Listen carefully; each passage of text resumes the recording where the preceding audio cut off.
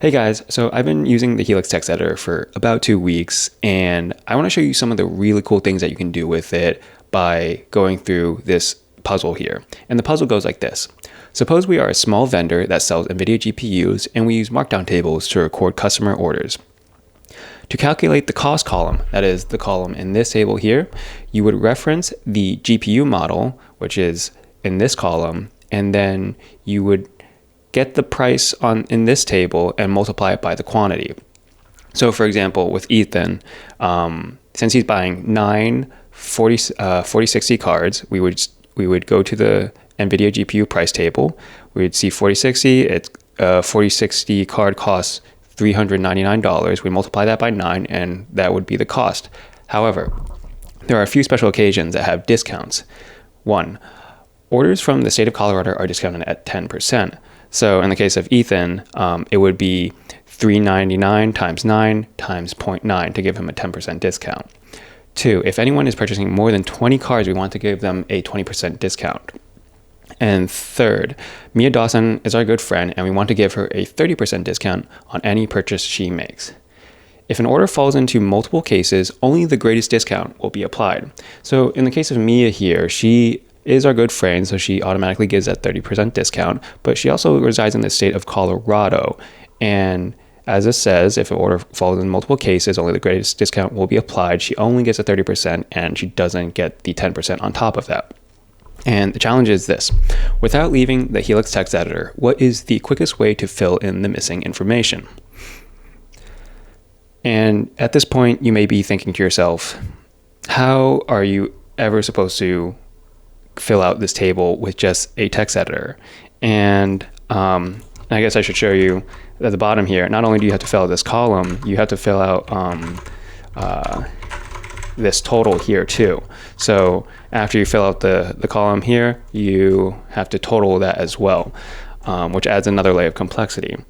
And so yeah, I think you'd be right in thinking that this is kind of a crazy problem, but I posit to you that it requires only 3 core concepts to understand about Helix to accomplish the solution to this puzzle. And that 3 concepts are: 1, registers. You have to know what registers are. 2, macros, and 3, piping commands. And everything else aside is just simple Helix motions. Okay, so I'm going to go through those 3 concepts really quickly now. So what are registers? Let's go to a new buffer.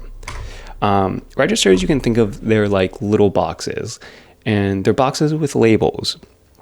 And these labels only consist of one character. So you can have an A register, a B register. You can actually have a capital A register, a lowercase a register. Really, anything that you can do a single stroke on your keyboard, you can basically make it into a register. And so what is that good for? So like, let's say we have,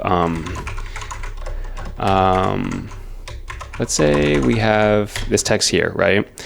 And we want to store this text for later use. So what we can do is, to refer to a register, we type the double quotes, and I want to put this in the A register. So I'm going to say A, and then I'm going to say Y. I'm going to type Y for yank. And so now whenever I want, let's just say I'm like coding something, and I need to refer back to that text, I can just do a double colon, A, and then P for paste. And then that's really, I can just use that text. And you can imagine that, if you have multiple pieces of text that you want to use later on, you can just store them in different registers. So I think that is a really useful trick, and it will be very useful in the puzzle that we're going to attempt to solve. So yeah, in short, registers are just little boxes that store text.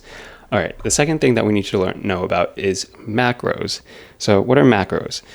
Macros are a mechanism to, they're a mechanism that allows you to record motions and commands and actions in Helix and replay them back.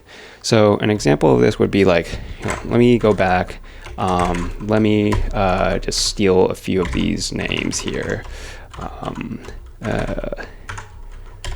hold on, let me get this. Third time's a charm. There we go. And then, do I have to make more lines? I guess so. And then paste. Okay, so we get our names. And so macros. Let's say I want to make a macro that appends hello before each of these names here.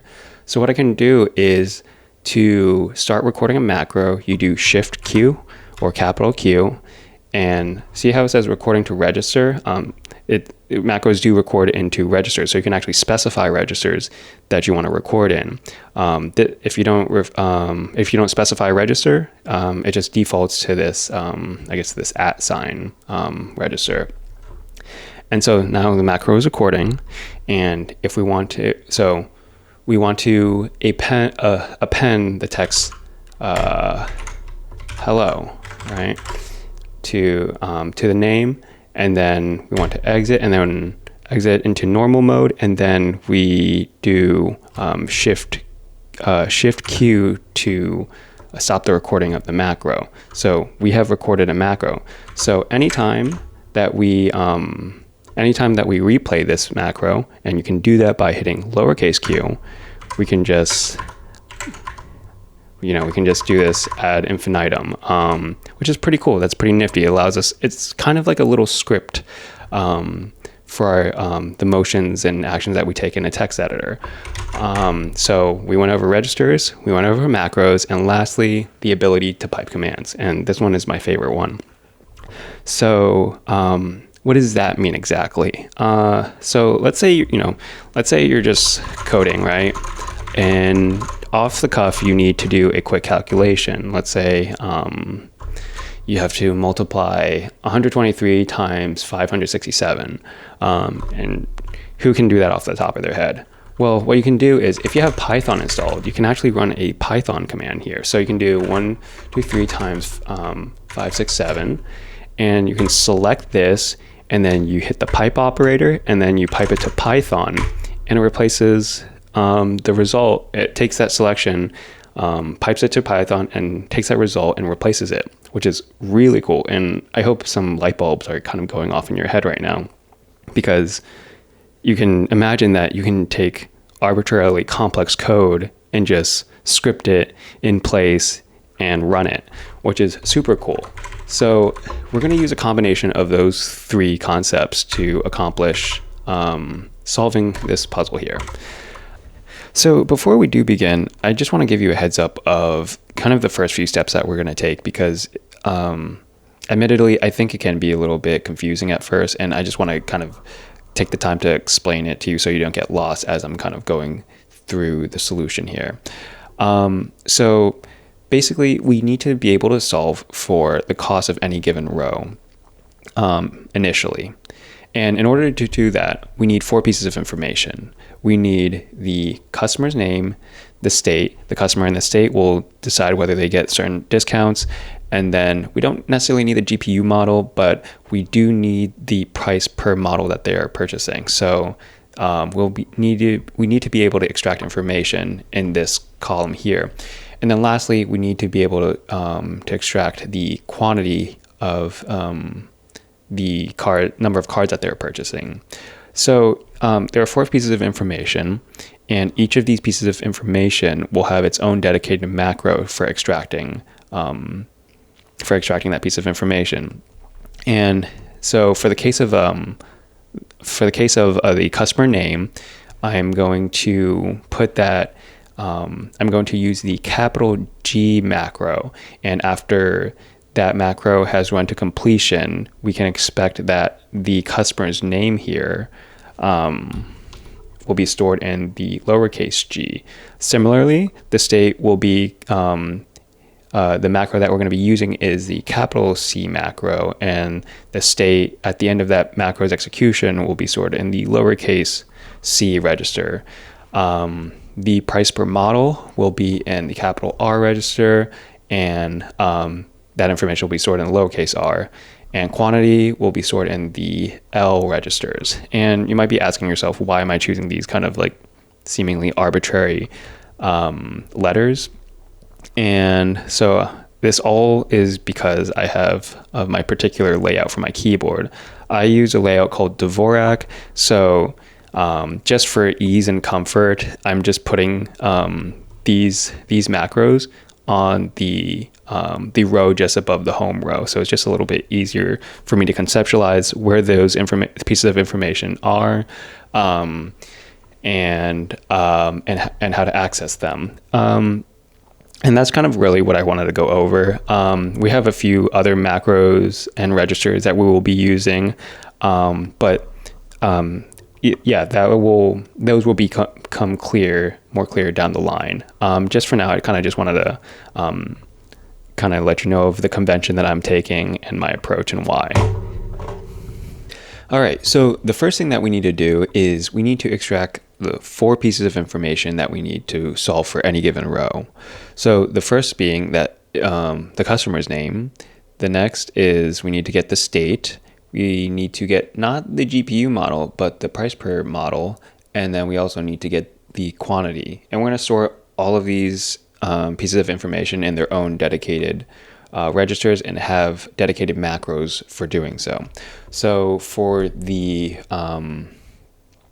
customer name, we're going to store this in the capital G macro, and that is going to be a double quote, capital G, and then Shift Q to start recording. And then what we're going to do is we're going to bump up to the top of this this file, and then we're going to perform a search on this double question mark here. And then that will bring us to the row that we're trying to solve for. And then we're going to go to the beginning of the row. We're going to hop over one pipe symbol. We're going to escape that selection. And then we're going to just make a little nudge to the right here. And then we're going to do an MI and pipe sign. And so what that will do is it'll select all the text in between the 2 pipe signs. And then so here we can perform a selection by passing in a regex. In this case, we're going to be passing in, we're going to be matching on all uppercase letters, all lowercase letters, and we're going to be matching on a space in between the first name and the last name, and we're going to be matching on uppercase and lowercase letters in the last name. And so that should select the customer's name for us. And then we can just store that in our lowercase g register by doing a double quote G and then Y for yank. And then that concludes our G register to extract the customer's name. Next, we're going to do the capital C register. We're going to bump up. We're going to do the double, we're going to search for the double question marks. We're going to hop to the front, and we're instead of 1 bar over, we're going to hop 2 bars over, and then we're going to nudge over to the right a little bit, and going to select everything in between that. And then we're just going to match on those, on all capital letters, because we're matching on state abbreviations. And so now we have that selected. Now we can store that in our lowercase c register. The next one here is we're not getting the GPU. So we are actually getting the GPU model number, but we ultimately want to get the price. And to do so, we're going to basically extract this into a register. We're going to somehow bump over to this table, perform a search on in this table for the model number, and then just bump over to the next column and extract that price. And notice how the prefixes here don't really matter. So we can just match on the model number here. The model number is really the identifying part of the GPU model. Okay, so this will be stored in, or this will be our okay. Oh, okay. I guess I didn't conclude the C macro. Okay, which is fine. Okay. So let's do the let's start recording for our capital R macro, which will extract the price per model, and then we're going to bump up to the top of the document. And you might be asking why I'm bumping to the top of the document and searching down for the double question mark. And that's a fair question. Mostly it's to make my macros a little bit more independent of the cursor position. So imagine if I just did, if I recorded the C macro and was extracting the state, and then I started recording the R macro and just bumping over, that would completely depend on the cursor's position, right? I basically hop to the top to kind of just reset, to kind of make the original position of the cursor irrelevant. So that's kind of why I just bumped to the top and searched downwards for that double question mark. Okay, so we search for the double question mark. I'm going to hop to the front, and then we're going to go 3 pipes over. I'm going to select inside this model here, and then we're going to do an we're not going to do an MS, we're going to do a MI. Nope, sorry. We're just going to do an S. It's been a long night. And then we're just going to match on these numbers here, and then we're going to temporarily store them into the lowercase r register, and then we're going to make an observation now. So as we're filling out this this table here, right, we're not really shifting the table up or down, so we can actually use line 14 as a nice anchor point to jump to and then hop over to this table here. So that looks like if we hop to line 14, we can do 14 GG as in good game, and then we do a 2 let's hop to the beginning of that. We do a 2F £, and then what we can do is we can create multiple cursors, and we do 1 2 3 4 5 6 7 8. So we created 8 cursors. Let's go into select mode by hitting V, and then we're going to do a T enter, and then so that selects the entire table there, and then we can perform our search here. So rather than inserting a regex, we can insert the contents of a register, and we can do that by doing Control R, and this will bring us a pop-up of all the registers that we have contents for. And then so I want to put in the contents of my R register, so all I have to do is hit R, or I have to hit R. Nope, that didn't do it. Anyway, what is going on? Okay, again, Control R and then R, right? So that that selects the model number that we have stored in our R register, and this puts us in a good position to grab the price in the adjacent column. So what we can do here is hit enter. Notice how we're still in select mode, so we can do a T enter, and T enter basically goes to the character right before a new line, so it basically selects everything up until a new line, and then by doing so, we have highlighted the price that we want to grab. So we're going to do a search for this price here. We want to match on that $, and we want to grab all digits, and we have to be careful because we also can grab values with commas in them. So we want to add commas in there too, and so we want to grab all those as well. And so now we have the price highlighted. We can just store this in our R register and conclude our macro by hitting uppercase Q. And then lastly, we have to do the quantity. So to do the quantity, we're going to do that in our L register. So that's going to be in our capital L. We're going to bump up to the top. We're going to search for that double question mark. And yeah, we could bump one column to the left, but I just like going to the beginning for consistency's sake. And then I'm going to do 4 pipe symbols over, go and going to select everything in that column, and then I'm going to perform a search for that number. And there we have it. We selected our number, and then we can just store this in our L register and hit a capital Q to conclude the recording of that macro. So now we have our GCRL macros recorded to extract all the information that we need. What I want to do is I want to wrap them, I want to tie them up in a nice bow by recording another macro, which I'm going to store in my F macro. And this will basically just replay all of the macros that we just implemented just now. So that would look like double quote, capital G, lowercase q to replay the G macro. I'm going to do the same for I'm going to do the same for the C macro. I'm going to do the same for the R macro. I'm going to do the same for the L macro. So I just ran all of the macros that we just implemented now, and then we're going to conclude that recording with a capital Q. So let's test this out. So if I replace the if I just remove those double question marks and I run the capital F macro, we should in theory have all of the information that we need to calculate the costs for Ava's order here. So let's just go down to the bottom and make sure that the register is filled in appropriately. So the G register should hold Ava's name, which that looks pretty good. And then the C register should hold, hold on, let me do that again. There we go. That holds the state information. That's looking pretty good. We're gonna do the price per model. So she got a 1650. 1650s are at 179. That looks pretty good. And then we're going to do an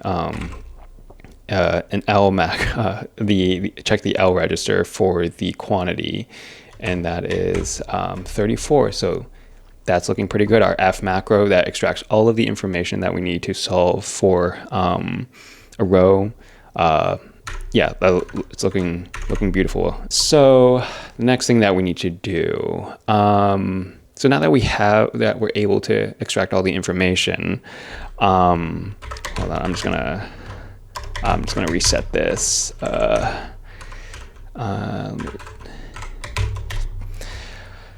So now that we're able to extract all the necessary information that we need to solve for the cost of any given row, we need to figure out what to do with that information. So what we're going to do is we're going to write a Python script to perform the necessary calculations, pipe that over to Python, and then get the answer, throw that in a register, and then that will be our answer.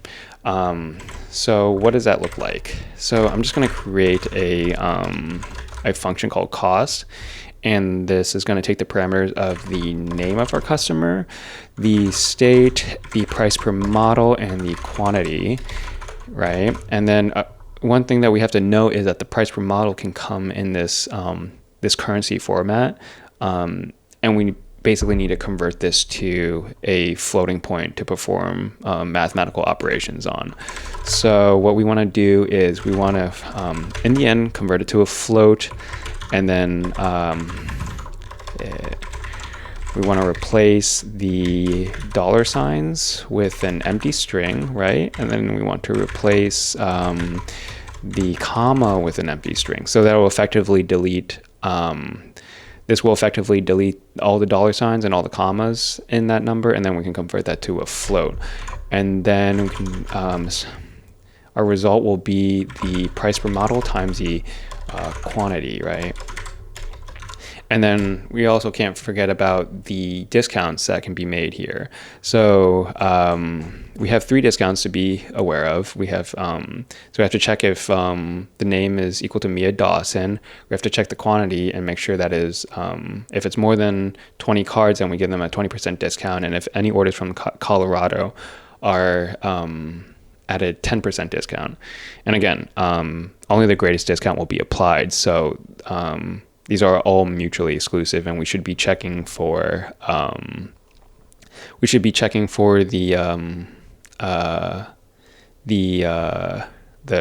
greatest discount first. All right, so so the greatest discount is if the name equals Mia Dawson, then the result will be at a 30% discount. And if not the state, if the quantity, right, is greater than 20, we give them a 20% discount. And then lastly, if the state equals Colorado, we give them a 10% discount, right? That will be a 0.90, and then we can just return the result. Great. Okay. So let's do, yeah, let's actually, so yeah, what we want to do is we want to print out the return value of this function, and let's just do a little sanity check. Let's just, what do we have? We have Ava's information in our registers now. So let's check Ava's, check the calculations of Ava's costs. So we can do a, we can paste the contents of our register G. We're going to surround this with double quotes. And to do that, you do an MS double quote. And then we want to do the C register, which holds the state. We're going to surround those with double quotes as well. And then we want to do the R register, surround those with double quotes as well. And then we want to do the L register, and that's just a number. We don't need to surround those with double quotes. Okay, so if we hop to line 40 to the beginning of the cost definition, we highlight that row with, or that row with X, and then we're going to go into select mode, and we're just going to go all the way down to the end of the file, and then we're going to pipe this to Python, and we get a number. And let's do a quick sanity check, right? I'm going to open up a new tab. Yeah, and then Python. Okay, so we open up a Python terminal. So Ava, she purchased 34 cards, and she purchased 34 1650s. 1650s go at 179, so it's 34 times 179, and she's purchased more than 20, so she gets a 20% discount. So it's 34 times 179 times 0.8 for that 20% discount, and that gives us $4,868.80, and I believe that's what we have. Yep, line 40, $4,800.86, or $4,868.80. So that's looking good. Sweet. But lastly, I do want to do one more thing. I do want to make that formatting a little bit nicer. So I'm going to do I'm going to make a function called format, and this will just take a value, and then locale. This is just boilerplate. What is it? LC all, and I think it's an empty string, and then it's locale currency, and then that would just be value. Grouping true. True. There we go. And the grouping basically inserts a comma after every thousands, millions, billions, place, and so on.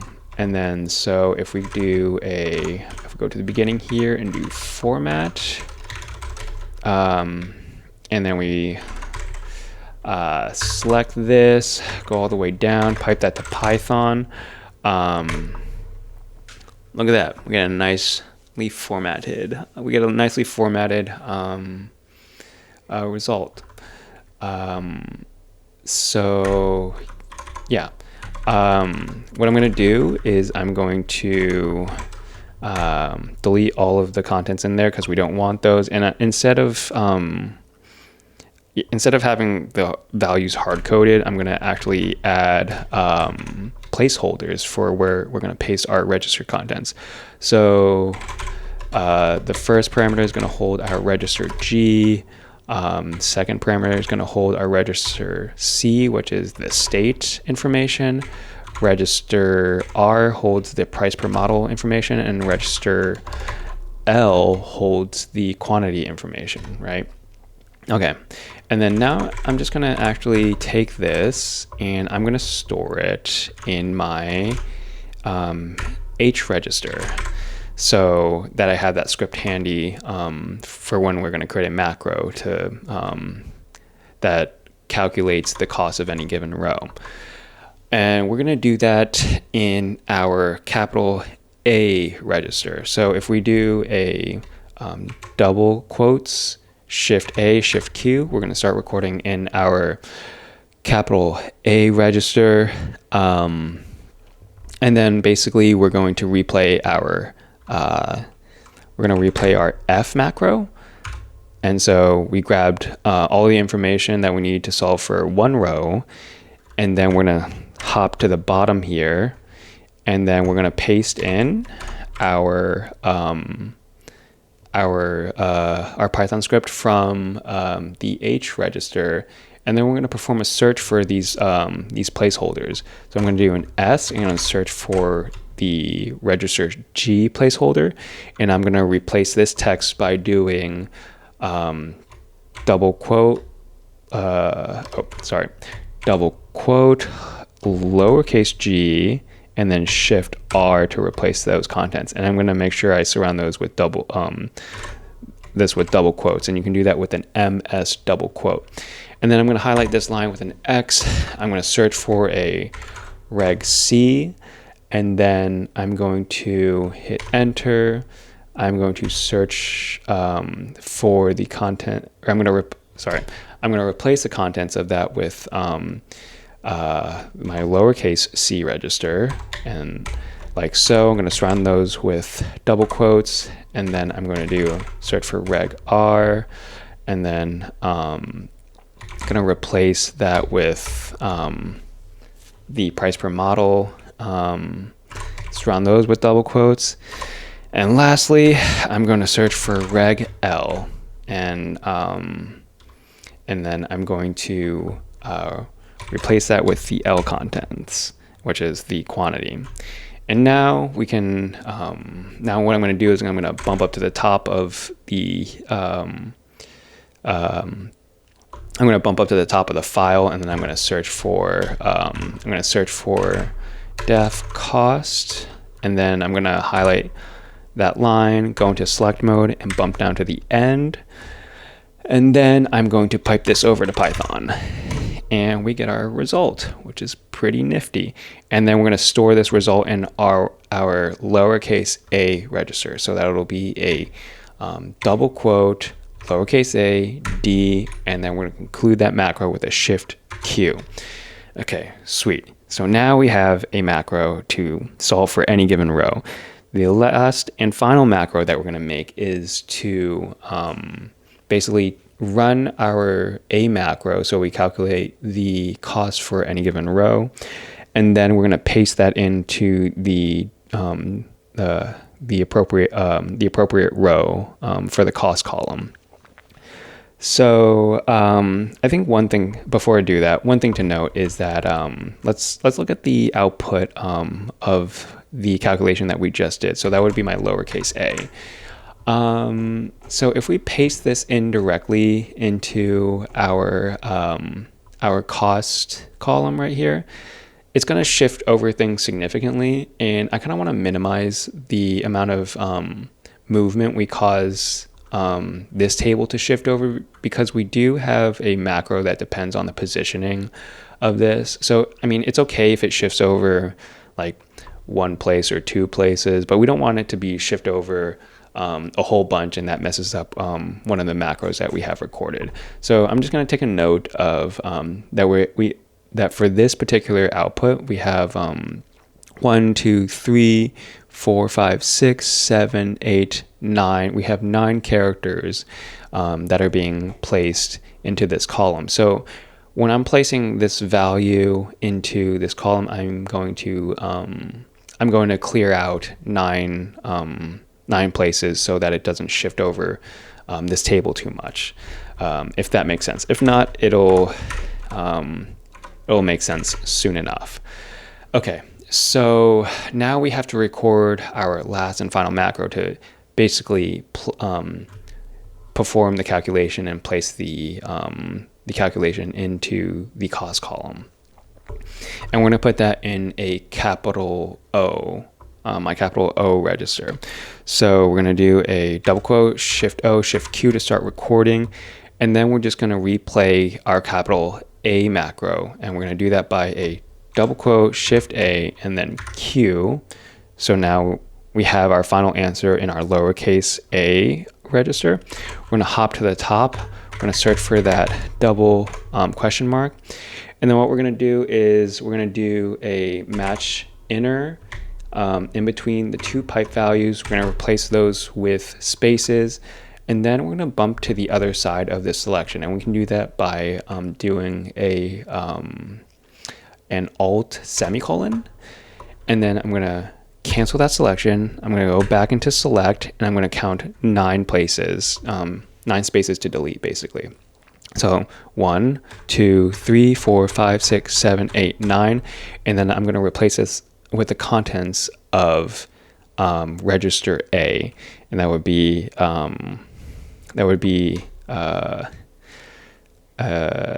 double quote lowercase a shift R, and there you go. So, and then I'm going to conclude that macro. Okay, and so if we replay this macro, right, if we do a double quote shift O lowercase q, we get an answer for the next row. And then I'm going to speed this up by recording a macro, by recording the playback of the O macro into the default macro, so I can just keep hitting the Q button, and it makes it a little bit faster. So I'm going to do a shift Q, and then I'm going to do a double quote shift O lowercase q, and then I'm going to do a shift Q to conclude that, and then I can just keep hitting Q. And to be honest, I don't know why doing so causes the macro to run twice, but I guess I'm not complaining. It kind of speeds things up. Yeah, and we're just going to keep going until the end. Oh, I think we went too far. Okay, yeah, we're just going to ignore that. But yeah, that calculated all the cost for us in the cost column, which is, you can do a spot check if you want. I think these, I've done this a number of times, and these numbers look pretty good. I've spot checked them myself already. I guess the last thing I'm going to do is I'm just going to, let's see, I'm going to clean this up a little bit, and I'm going to go to the pipe, and then what I can do is if I select all of the pipe symbols with multiple cursors, I can do an ampersand, and that kind of orders them in nicely. So yeah, so we solved the first part of this puzzle, which is pretty cool. And lastly, we have to calculate the total costs. And this is actually a lot easier, much straightforward. And we're gonna do that. And what we can do is we basically need to grab all of these, all of the costs, and then we need to sum them. But because we place them in this currency format, we have to pass them in as strings to Python, which then we'll have a way of converting them to floats, and so that they can be summed, and we can get an output we can get an answer for this total right here. So the way we're going to do that is we're going to match inside the pipe operators, and then we're going to do perform a select, and then we're going to match on the dollar signs, and then we're going to do we're going to match the numbers, we're going to match the commas, and we're going to match periods, and we're going to hit enter. And then I guess before we do anything, we need to surround these with double quotes to pass them in as strings. And then I'm going to do a yank join, and I'm going to join them with commas. And basically what this does is it basically collapses all of the costs into a single line and separates them by commas. And then you can imagine that we can surround this with brackets to pass it in as an array, so that we can iterate through them and sum them. So I'm going to do that, and then I'm going to go to the bottom of the file, and then I'm going to just paste that in, and I'm going to surround those with brackets here. You can see here I surround them with brackets here. And I guess this is just going to be the start of our Python script. So this is going to be costs, and then what we want to do is we want to do for costs in costs, right? We also need a sum variable. For costs and costs, I'm going to say, I don't know, value float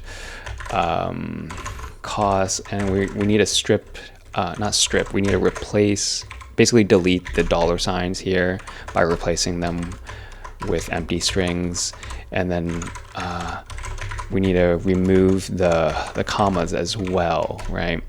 And so now, and then finally we convert that that string into a float, and then we just add it to the sum, and we can print the sum. I guess before we do that though, I do like to do that little formatting trick just to make it look a little bit nicer. So I'm just gonna do that right now. What is it? It's set.